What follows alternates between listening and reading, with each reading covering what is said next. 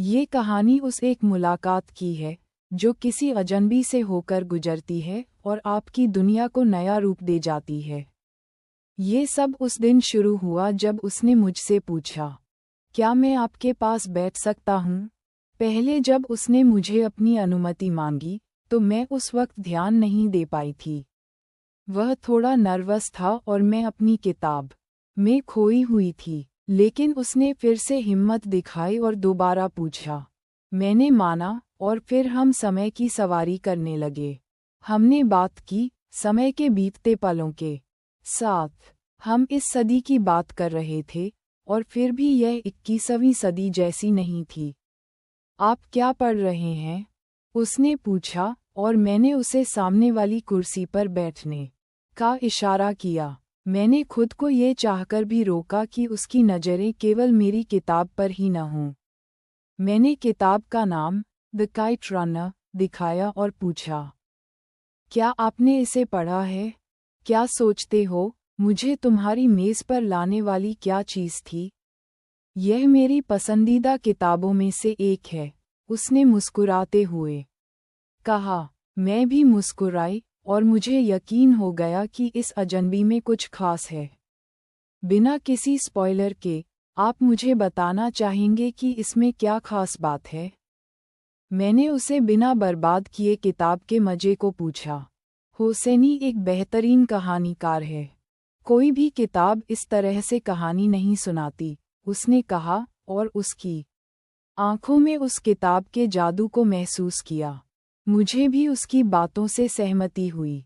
क्या तुम नहीं सोचते कि कुछ घटनाएं इतनी स्पष्ट होती हैं, जैसे कि लेखक ने ये सब खुद अनुभव किया हो? मैंने कहा, अगर तुम खुद कोई कहानी लिखो, तो क्या तुम उसमें खुद का थोड़ा हिस्सा नहीं डालोगी? उसने मुझे इस पर सोचने पर मजबूर कर दिया और फिर मैंने सिर झुका दिया। हम किताबों पर चर्चा करते रहे और फिर लेखकों के बारे में बात करने लगे।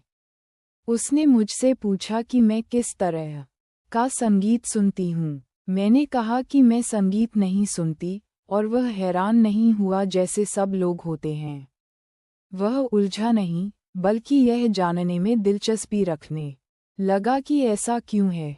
तुम विश्वास नहीं करोगी, तुम पहली हो जिसने ऐसा कहा।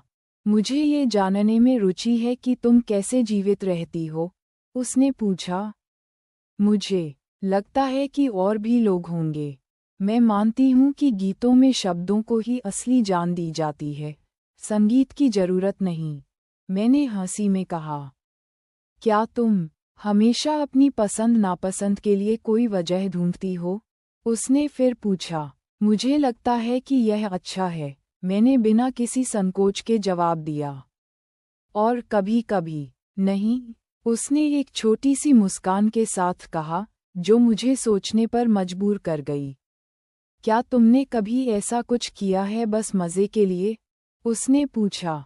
और यही वह पल था जब मैं समझ नहीं पाई कि क्या मैं सचमुच बिना वजह कुछ कर सकती हूँ। आखिरकार वह उठ खड़ा हुआ और कहने लगा, जहाँ तक मुझे ये पसंद है, मुझे कहीं और जाना है। उसने अपनी कुर्सी वापस खींची और फिर अपना नाम बताया और हाथ मिलाया। क्या मैं तुम्हें फेसबुक पर उसी नाम से ढूंढ सकती हूँ? मैंने पूछा। ये बहुत आम तरीका है। क्यों न हम अगले रविवार को फिर यहाँ उसी वक्त मिलें, सिर्फ मज़े के लिए? उसने मुस्कुराते हुए कहा, जैसे वह कोई चतुर लड़का हो जो जानता हो कि वह मस्ती कर रहा है। ठीक है, मैंने कहा और वह चला गया। मैं वहीं खड़ी रही और सोची, वाह, यह वही क्षण था जब एक अजनबी ने मेरी जिंदगी में एक नया मोड़ दिया, और मैं जान नहीं पाई कि वह हर किसी की तरह आम था या फिर कुछ